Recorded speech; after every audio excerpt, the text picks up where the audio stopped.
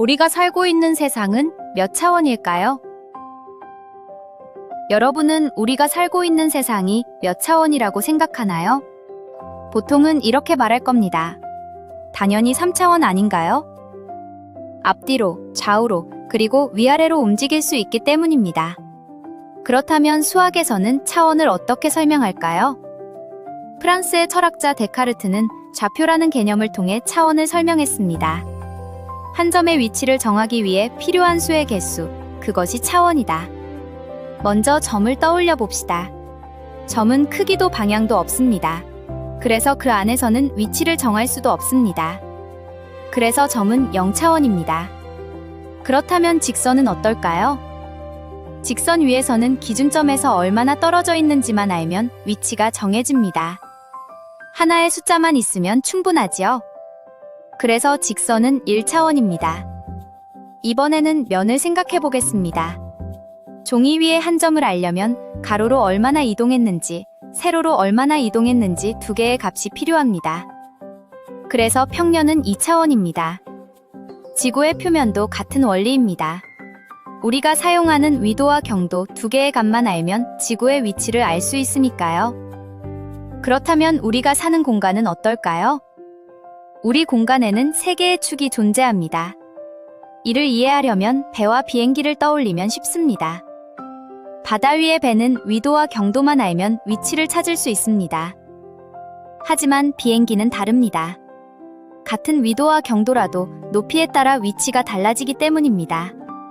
그래서 비행기의 위치를 알려면 위도, 경도, 높이라는 세 개의 값이 필요합니다. 이것이 바로 우리가 사는 3차원 공간입니다. 2차원과 3차원의 관계는 입체와 그림자로 생각하면 이해하기 쉽습니다. 입체에 빛을 비추면 평면 위에 그림자가 생깁니다. 구에 빛을 비추면 원이나 타원이 나타나고 정육면체에 빛을 비추면 정사각형이나 직사각형 같은 그림자가 생깁니다. 그런데 그림자가 원이라고 해서 그 입체가 반드시 구라고 말할 수는 없습니다. 원기둥이나 원뿔도 빛의 방향에 따라 원 모양의 그림자를 만들 수 있기 때문입니다. 이처럼 높은 차원의 물체를 낮은 차원에 비추어 나타내는 것을 수학에서는 사형이라고 합니다. 사형은 모든 정보를 보여주지는 못하지만 중요한 특징을 알려줄 때가 많습니다. 예를 들어 키를 잰다는 것은 3차원의 우리 몸을 하나의 길이로 표현하는 것, 즉 3차원을 1차원으로 사형하는 것과 같습니다. 흥미로운 사실은 우리가 세상을 볼 때도 이와 비슷한 일이 일어난다는 점입니다. 눈 안쪽의 망막은 2차원의 평면입니다. 그런데 우리는 왜 세상을 입체적으로 볼 수 있을까요? 그 이유는 두 눈 때문입니다. 두 눈이 서로 조금 떨어져 있기 때문에 강눈에 들어오는 이미지가 약간씩 다릅니다. 우리의 뇌는 이 작은 차이를 이용해 깊이와 거리를 계산합니다.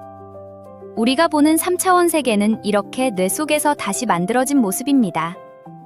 그렇다면 마지막으로 한 가지 질문을 더 해보겠습니다. 우리가 사는 세상은 정말 3차원일까요? 친구와 약속을 잡는 상황을 떠올려 봅시다. 공원 입구에서 만나자. 장소는 정했지만 친구를 만나지 못했습니다. 왜일까요? 시간을 정하지 않았기 때문입니다. 이처럼 우리가 살아가는 세계를 설명하려면 공간의 세 가지 차원뿐 아니라 시간이라는 또 하나의 차원이 필요합니다. 그래서 많은 과학자들은 우리가 사는 세계를 3차원 공간과 1차원 시간이 합쳐진 4차원의 세계라고 말하기도 합니다. 수학은 이렇게 우리가 사는 세계에 보이지 않는 구조를 조금씩 밝혀줍니다. 그리고 차원이라는 개념은 그 세계를 이해하는 또 하나의 창이 됩니다.